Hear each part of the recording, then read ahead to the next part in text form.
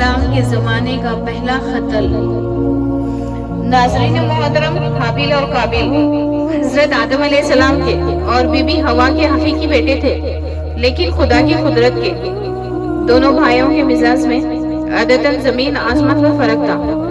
بڑا بھائی قابیل مزاج غصے کا تیز اور بدزبان اور فطرتاً برائی کے جانب راغب تھا۔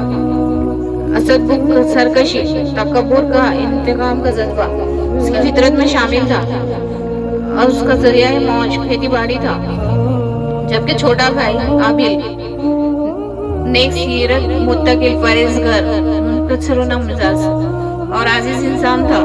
وہ بھیڑ بکریاں چلایا کرتا تھا اور فارغ وقت اپنی والد کی خدمت میں گزارتا تھا۔ قابیل شکل و صورت میں حابیل سے زیادہ خوبصورت تھا، واجبی خصوصیات کا مالک تھا، لیکن اپنے بڑے بھائی کے قابیل مقابلے میں زیادہ قوی اور طاقتور تھا۔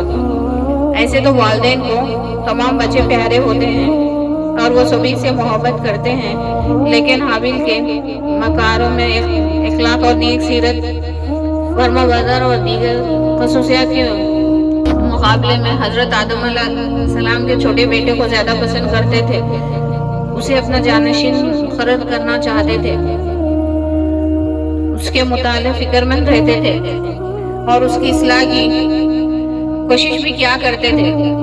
ناظرین محترم، قرآن کریم میں ان دونوں صاحبزادوں کے نام لے کے مخاطب تم نہیں کیا ہے اور حابیل اور قابیل بیان کیے گئے ہیں۔ ان کے واقعات سے متعلق حقیق الحدیث امام الدین ابن کثیر نے سند کے ساتھ روایت نقل کی ہے۔ حضرت عبداللہ بن مسعود اور دوسرے صحابہ سے منقول ہے، جب حضرت آدم علیہ السلام اور حضرت اماں حوا دنیا میں تشریف لائے تو والد تناسل کا سلسلہ شروع ہوا۔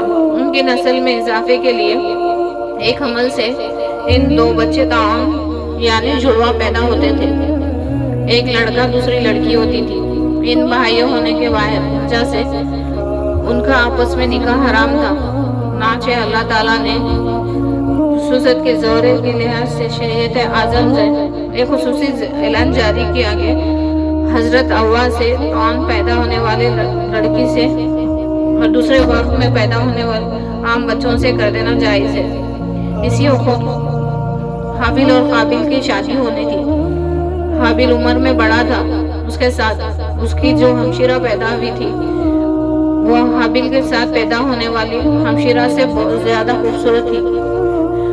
اب نکاح کا وقت آیا تو حضرت حکم حابیل کے ساتھ پیدا ہونے والی ہمشیرہ حابیل کے حصے میں آئی، لیکن کیونکہ وہ خوبصورت نہیں تھی، چنانچہ قابیل نے اس شادی سے انکار کر دیا، اپنی شگی ہمشیرہ سے شادی سے خواہش مند تھا۔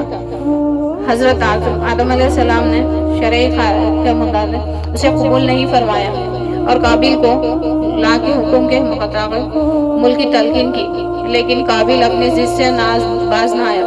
بڑا ہونے کی وجہ سے خود کو مالک سمجھتا تھا، جانشین سمجھتا تھا، لیکن وہ حابیل کے تعلق سے والد کے خیالات سے ناواقف تھا۔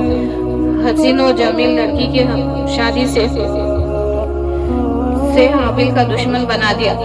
حضرت آدم علیہ السلام نے اب دونوں بھائیوں کے درمیان یہ دشمنی دیکھ کر خطائے خلاف کے لیے دونوں بھائیوں کے لیے یہ تجویز پیش کی کہ ان دونوں بارگاہ خداوندی میں اپنی اپنی قربانی پیش کرے۔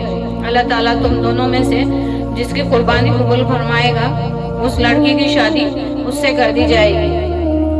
حضرت آدم علیہ السلام کو اس بات کا یقین تھا کہ قربانی اس کی قبول ہوگی جس کا حق ہے، یعنی حابیل کی۔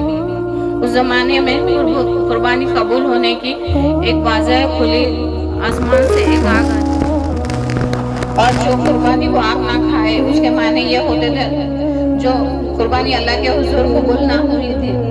اللہ تعالیٰ نے قرآن کریم میں دونوں بیٹوں کا قصہ قیامت تک کے آنے والے نسلوں کے لیے عبرت اور نصیحت کے طور پر پیش کیا ہے۔ اللہ تعالیٰ نے اپنے محبوب حضرت محمد صلی اللہ علیہ وسلم مخاطب کرتے ہوئے فرمایا کہ اس کا ترجمہ یوں ہے: اے محمد، ہم ان کو آدم کے دونوں بیٹوں کے خیالات لیکن آدم نے یہ قربانی کو قبول نہیں فرمایا اور آدم کے بڑے بیٹے نے اپنے چھوٹے بھائی کو اکیلا پا کر قتل کرنے کی کوشش کی اور قتل کر بھی دیا۔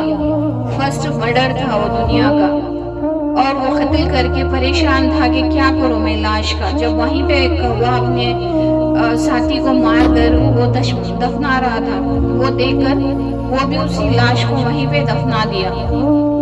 یہ دنیا کا فرسٹ مرڈر۔